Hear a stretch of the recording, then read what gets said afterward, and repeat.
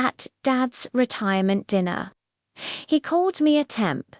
My husband revealed he's the new CEO.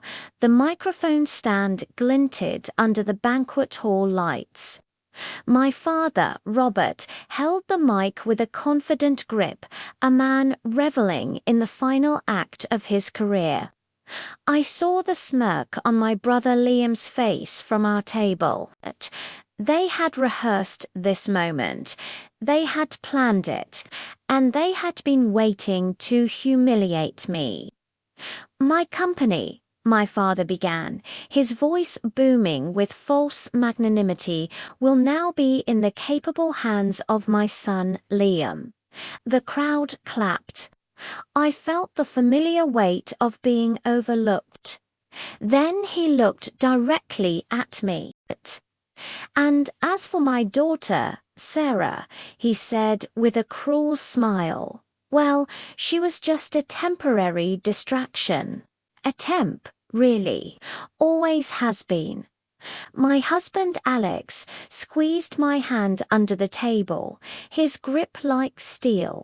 He was a man of few words, but he was about to make a statement that would shatter my father's legacy and rearrange every pillar of our family's corporate world.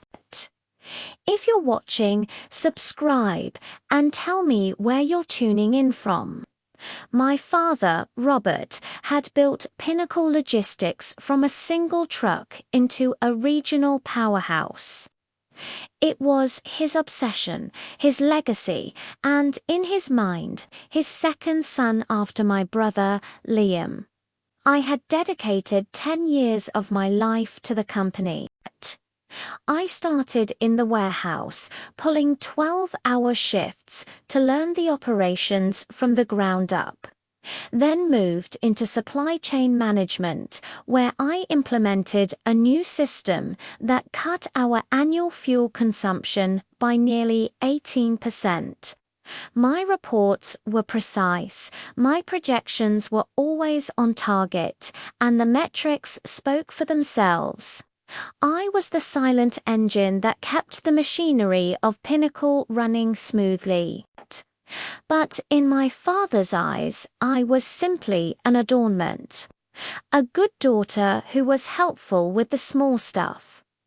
The real work, he insisted, belonged to a man. And that man was Liam.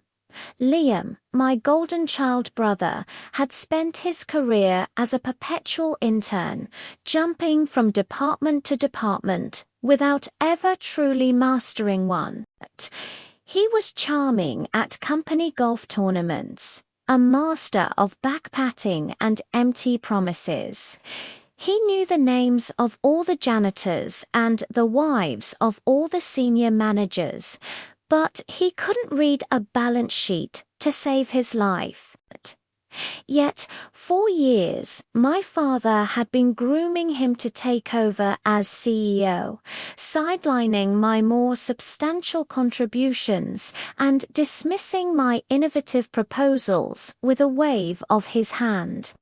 "That's a man's problem, Sarah," he'd say whenever I brought up a complex logistical issue. The message was clear. My place was not at the head of the table. It was next to it. My husband, Alex, a quiet software architect who had started his own small tech firm, watched all of this in silence. He was a man of observation, and he never offered an opinion unless he was sure of his facts. My father barely acknowledged him, assuming he was a low-level coder. The company-wide email landed in our inboxes at 8 a.m. on a Tuesday. The subject line read, "A new chapter for Pinnacle Logistics."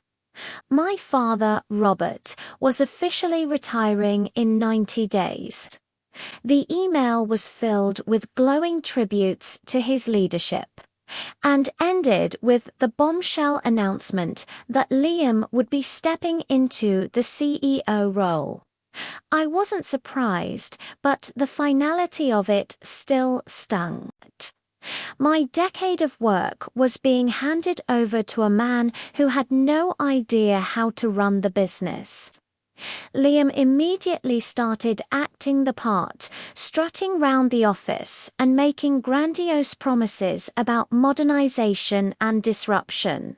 The day after the announcement, I was packing up my desk when Alex called. "How are you holding up, love?" he asked. I was a wreck. The injustice felt like a physical weight. "I just don't understand it," I said, my voice thick with emotion. "It doesn't make any sense. The numbers, the legal structure, it just doesn't add up." Alex was silent for a moment. "It might not be as simple as it seems," he finally said, his voice unusually deliberate.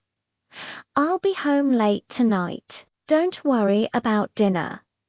That night, I found him poring over stacks of financial reports and corporate filings on his computer.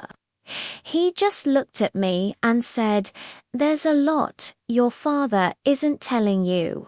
This isn't over yet."